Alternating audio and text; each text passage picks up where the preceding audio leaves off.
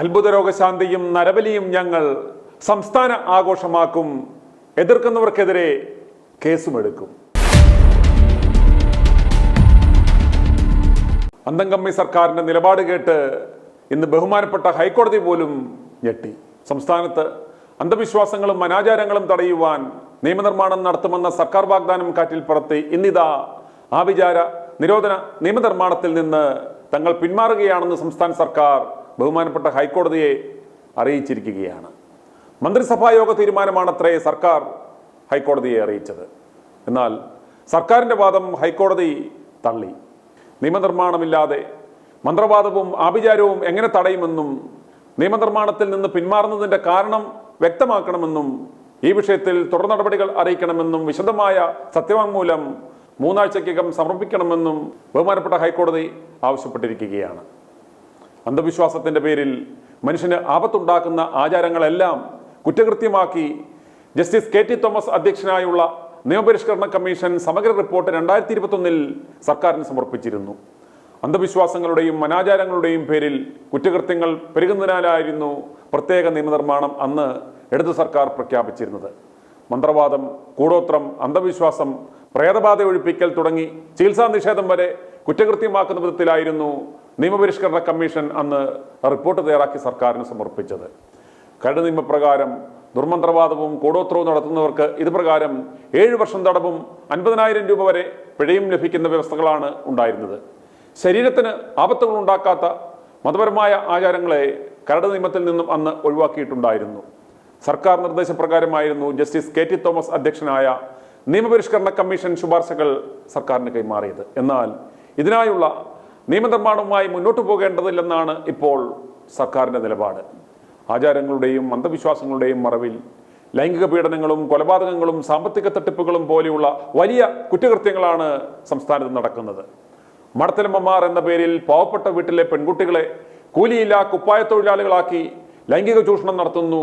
കിണറുകളിലും പാറമടകളിലും അവരെ കൊന്നുതള്ളുന്നു. കുമ്പസാരത്തിന്റെ മറവിൽ ലൈംഗിക ചൂഷണങ്ങൾ നടക്കുന്നു. നരബലിയുടെ പേരിൽ കൊലപാതകങ്ങൾ വരെ നടക്കുന്നു. അതിലെല്ലാം ഉപരി സംസ്ഥാനത്ത് അത്ഭുത രോഗശാന്തി പ്രാർത്ഥനകളുടെ മറവിൽ പലതരത്തിലുള്ള സാമ്പത്തിക ലൈംഗിക ചൂഷണങ്ങൾ നടക്കുന്നു. പ്രാർത്ഥിച്ചാൽ ഉടമ്പടി എടുത്താൽ രോഗം മാറും എന്ന് പറഞ്ഞ് 10,000 ചികിത്സ നേടാതെ മരണമടയുന്നു. പക്ഷേ ഇവയൊന്നും റിപ്പോർട്ട് ചെയ്യപ്പെടുന്നില്ല. ആലപ്പുഴ കുർവാസനം പോലെയുള്ള പൈശാചിക കേന്ദ്രങ്ങൾ ആളുകളെ പത്രം തീറ്റിക്കുന്നു. ഉപ്പ്, എണ്ണ, തേൻ, ലോക്കറ്റ്, മെഴുകുതിരി ഇവയെല്ലാം അത്ഭുത ശക്തിയുള്ളവയാണെന്ന് പറഞ്ഞ് വിറ്റ് പണം തട്ടുന്നു. സംസ്ഥാനത്തെ സാമ്പത്തികമായും സാമൂഹികമായും പിന്നോക്കം നിൽക്കുന്ന ജനങ്ങളാണ് ഈ ചൂഷണത്തിൽ കൂടുതൽ ഇരകളാകുന്നത്. ഇന്ന് കേരളത്തിലെ പോലീസ് സ്റ്റേഷനുകൾ എടുത്താൽ ഇവിടെ ഉണ്ടാകുന്ന നല്ലൊരു ശതമാനം ക്രിമിനൽ കേസുകളുടെയും അടിസ്ഥാന കാരണം അന്ധവിശ്വാസങ്ങളും ഇതിന് പിന്നിൽ പ്രവർത്തിക്കുന്ന അന്ധവിശ്വാസ മതക്കച്ചവടക്കാരും മനുഷ്യദൈവങ്ങളും പൈശാചിക ആരാധനാ കേന്ദ്രങ്ങളുമാണ്. മനുഷ്യന്റെ മനസ്സമാധാനം തകർക്കുന്നതും വർഗീയത വളർത്തുന്നതും ഇവരാണ്. ആർക്കും ഇവിടെ ആരാധനാലയങ്ങൾ എന്ന പേരിൽ പൈശാചിക കേന്ദ്രങ്ങൾ ആരംഭിക്കാം.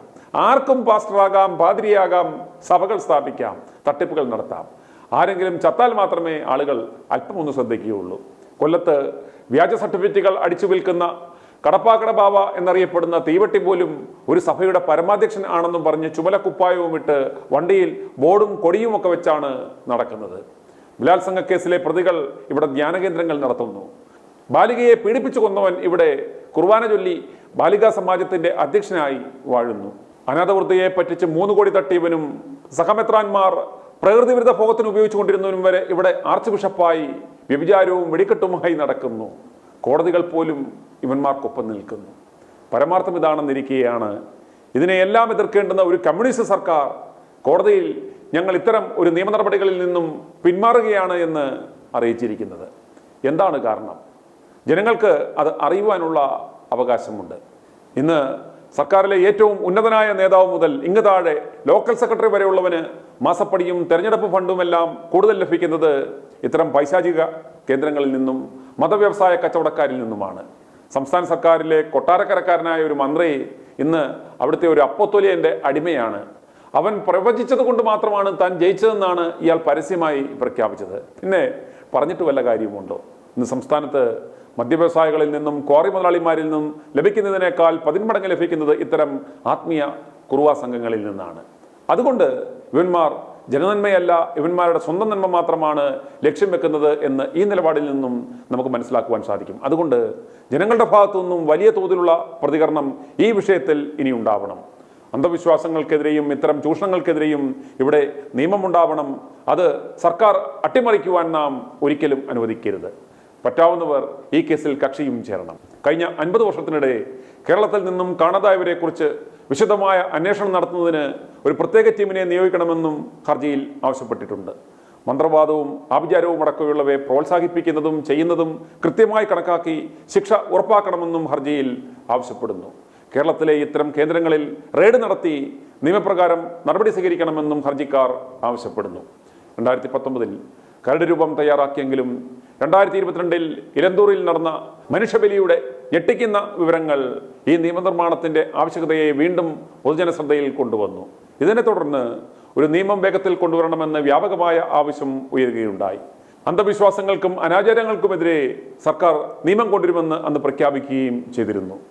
അന്ധവിശ്വാസികളായ തങ്ങളുടെ വോട്ട് ബാങ്കുകൾ നഷ്ടപ്പെടുമോ എന്നതും ഫണ്ടിംഗ് സോഴ്സുകൾ അടഞ്ഞു പോകുമോ എന്ന ഭയവും കൊണ്ടാണ് സർക്കാർ ഈ നിയമം അട്ടിമറിക്കുവാൻ ഇന്ന് ശ്രമിക്കുന്നത് എന്ന് പകൽ പോലെ വ്യക്തം. ജനങ്ങളിൽ ശാസ്ത്രബോധവും മാനവികതയും വളർത്തേണ്ടുന്നത് ഭരണഘടനയുടെ മൗലിക കടമകളിൽ ഒന്നായി ആർട്ടിക്കിൾ 51A തന്നെ വ്യക്തമായി പറഞ്ഞിട്ടുണ്ട്. അത്ഭുത രോഗശാന്തികളും ആഭിചാരവും നിരോധിച്ച് നിയമനിർമ്മാണം നടത്തണോ എന്നതിൽ തീരുമാനമെടുക്കാനുള്ള അധികാരം നിയമസഭയ്ക്കാണെന്നും ഹൈക്കോടതിക്ക് ഇക്കാര്യത്തിൽ നിർദ്ദേശം നൽകാനാവില്ലെന്നും ഡിവിഷൻ ബെഞ്ച് വ്യക്തമാക്കിയിരുന്നു. പൊതുതാൽപര്യ ഹർജി പരിഗണിക്കുവാൻ ജൂലൈ 15 മാറ്റിയിരിക്കുകയാണ്. ഓർക്കുക, വിവിധ സംസ്ഥാനങ്ങളിൽ ഇന്ത്യയിൽ ഇത്തരം ദുരാചാരങ്ങൾക്കെതിരെ നിയമനിർമ്മാണം നടത്തിയിട്ടുണ്ട്. ഉദാഹരണത്തിന് കർണാടകയും മഹാരാഷ്ട്രയും. Maharashtra 2013 Maharashtra prevention and eradication of human sacrifice and other inhuman evil and Aghori practices and black magic act എന്ന നിയമം പാസാക്കി. അന്ധവിശ്വാസങ്ങൾ ചൂഷണം ചെയ്ത് ആളുകളെ കബളിപ്പിക്കുക, ശാരീരികമായി ഉപദ്രവിക്കുക, നരബലി നടത്തുക തുടങ്ങിയ കാര്യങ്ങൾ ഈ നിയമപ്രകാരം കുറ്റകരമാണ്. Karnataka 2017 Karnataka prevention and eradication of inhuman evil practices and black magic act എന്ന നിയമം കൊണ്ടുവന്നു. ഇത് മതപരമായ ആചാരങ്ങളുടെ പേരിൽ നടക്കുന്ന മനുഷ്യത്വരഹിതമായ പ്രവൃത്തികളെയും മാന്ത്രിക കൂടോത്ര പരിപാടികളെയും നിരോധിക്കുന്നു.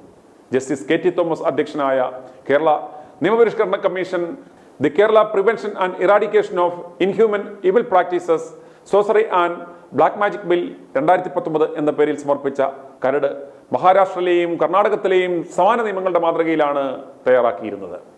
ഈ കരട് നിയമമാണ് നടപ്പിലാക്കുവാൻ യാതൊരു ഉദ്ദേശവുമില്ലെന്ന് ഈ അന്തംകമ്മി സർക്കാർ ബഹുമാനപ്പെട്ട ഹൈക്കോടതിയിൽ ഇന്ന് പറഞ്ഞത്. നരബലിയും കൂടോത്രവും അത്ഭുത രോഗശാന്തി ഉടമ്പടി തട്ടിപ്പും ഒക്കെ നടത്തുന്ന ഈ നികൃഷ്ട ജീവികളുടെ അമേദ്യം വാരിത്തിന്ന് അവർക്ക് സംരക്ഷണം ഒരുക്കുന്ന ഈ അന്തംകമ്മി സർക്കാരിനെ തൂത്തെറിയേണ്ട സമയമായില്ലേ എന്ന് നിങ്ങൾ ചിന്തിക്കുക.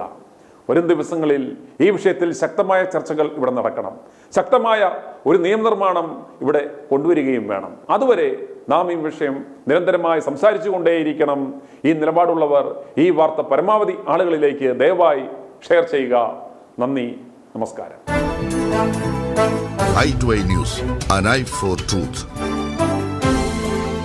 i2i News സബ്സ്ക്രൈബ് ചെയ്തിട്ടില്ലാത്തവർ ഇപ്പോൾ തന്നെ സബ്സ്ക്രൈബ് ചെയ്യുക. നോട്ടിഫിക്കേഷൻ ലഭിക്കുവാൻ ബെൽ ബട്ടണും അമർത്തുക.